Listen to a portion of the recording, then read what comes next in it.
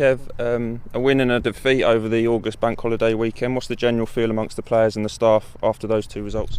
Yeah, I think disappointing from Monday, obviously, to lose the game. Because we felt a lot of it was our own doing at times. And to give a team a start like we did and goals that we did was disappointing. But the positive thing was the response in the second half that got the goal back and kept pushing and ultimately could have got a point out of it. But it wasn't to be. That was off the back of a good result and performance Friday night. So, listen, 3 points is not too bad. We wanted more, but we take it on to the weekend. Yeah, in some ways you might look at those two results, the most recent ones, as a sort of microcosm of the season with the 3 wins and the 3 defeats. Do you look as a head coach more at the defeats about where you want to learn from, or do you take more from the wins to see what you're doing right? A bit of both. It's looking at the performance in both games and overall in the games, and I think our disappointing thing is to not hit the level of performance. I see, the first half Monday is probably the only time we haven't really done that. The second half we responded well and got on the front foot and played like we know we can play with the intensity and that. And look at all, review every game and pick out bits that we want to improve on and we work on in training, obviously, like everyone does. So we'll take that on again going forward.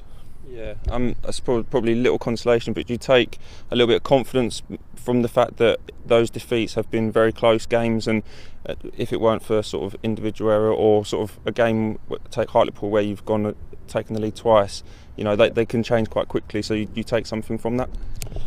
Yeah, that can lead to a lot of frustration as well, because we think we could probably have a couple more points on the board, but that balances itself out hopefully. I think they've all been by the odd goal again, which we had last year, and it's something we want to eradicate in terms of, if you're not going to win a game, you've got to pick up points in them as well, and especially away from home, a point's not a bad result. It's something we've got to improve on and keep picking up points, and despite stuff that goes on in terms of what we've got to deal with, we try and remain focused on what we can control. I was going to ask you about trying to remain positive during the time that that the club's going through at this moment. How is everybody coping through that? Yeah, listen, we've obviously, I think you had a big response Friday in terms of the game and how we performed and the energy levels, and whether there was a little drop off Saturday, maybe. We don't use that as an excuse, but subconsciously it might be there. I can only deal with what the players are like in the building, and they've been brilliant. Training again today, that they always train properly, and sometimes you get performances that aren't to the levels we want to, but we've got to be consistent enough in games that we hit as high a level as possible. And Kidderminster Harriers, of course, the visitors to Rootsall this weekend, a newly promoted team to the 5th tier. What have you made of their return to this division? Yeah, listen, they're tough opponents. They've come up the level, kept a lot of the squad together, obviously, and looks like they'll be a tough opponent to break down.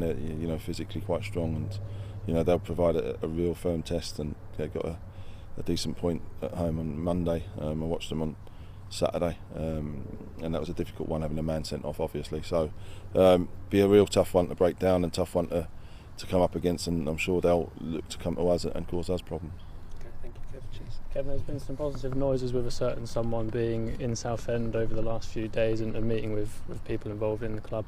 Is that important, that there is a kind of light at the end of the tunnel that give you motivation to get through the next month?